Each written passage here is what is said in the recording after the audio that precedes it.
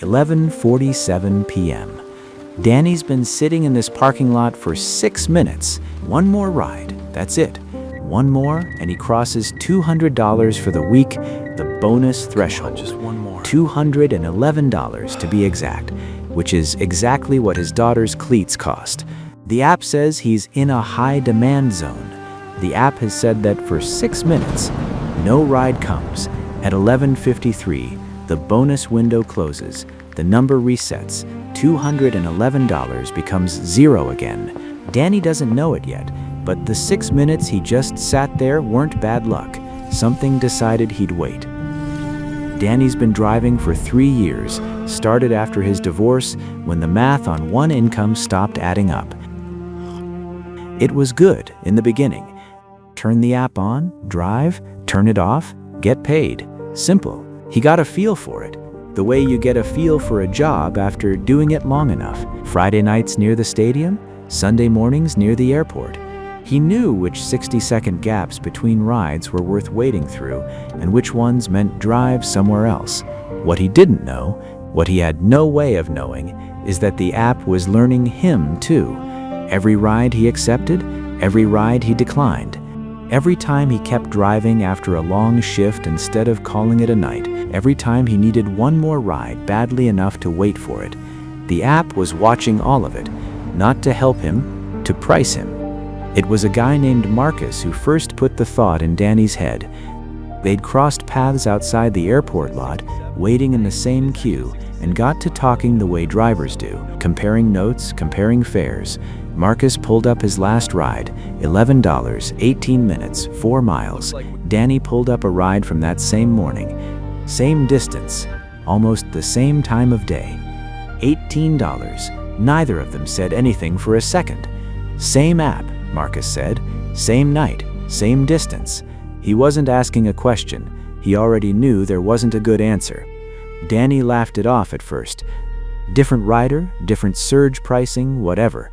Made sense in his head, mostly because he wanted it to. But that night, driving home, he started thinking about the bonus, about how close he always seemed to get, about how the rides always seemed to slow down, right when he needed one most. Close enough to keep chasing it, never quite close enough to catch it. Here's what researchers eventually found when they went looking for what Danny and Marcus had noticed with nothing but a gut feeling and 2 receipts. It has a name now: algorithmic wage discrimination.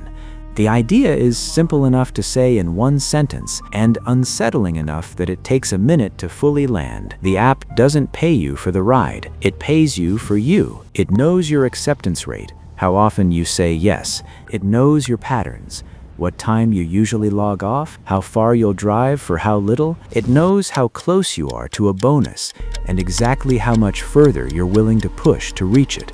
And it uses every piece of that to calculate the lowest number you're statistically likely to accept, not the fair market rate, your personal floor. One driver in a separate investigation described something chillingly specific. It's bonus time and this stupid app just freezes. The app slowed his rides down right as he approached a bonus target, as if it knew exactly how much extra effort he'd put in to close the gap. Danny's parking lot. Danny's 6 minutes. Danny's $211 sitting right there, just out of reach. It wasn't a coincidence.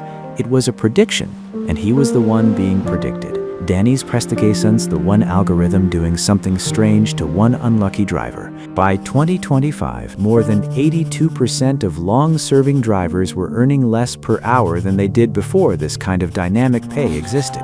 Across the platform globally, researchers calculated the total loss in driver income at $8.7 billion in a single year. Meanwhile, the share of company revenue going to the platform, not the driver, quietly climbed.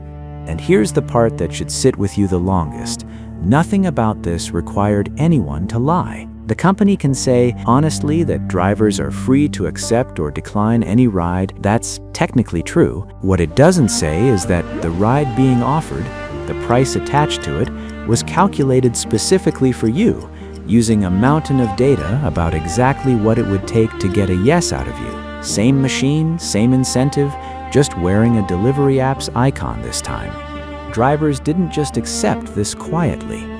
Groups like Rideshare Drivers United and Worker Info Exchange started collecting thousands of pay receipts, driver by driver, building the paper trail that individual gut feelings like Danny's could never prove alone. In the UK, regulators began requiring platforms to disclose more about how these pricing algorithms work under data protection law. In the US, transparency legislation was introduced, then delayed, pushed back to mid-2026 under pressure from the very companies it was written to regulate. The company disputes the term wage discrimination entirely. It says pricing reflects real-time market conditions, not personal manipulation. Maybe both things are true at once. Maybe that's the most unsettling part. A system doesn't need a villain twirling a mustache in a boardroom to still end up quietly deciding what your labor is worth, one invisible calculation at a time. Danny still drives. He hasn't quit. The math still doesn't work without it. But something changed after that conversation with Marcus. He stopped chasing the bonus threshold blindly, stopped waiting in the high demand zone that never seemed to demand anything. Some nights when the number gets close but the ride doesn't come, he just goes home. Not because he beat the algorithm, because he finally understood he was never supposed to see it playing. Somewhere tonight, thousands of drivers just like him are sitting in cars just like his, watching a number climb toward a bonus that always seems one ride away. Some of them will get that last ride. Most of them were never going to, and the app knew that, long before they did.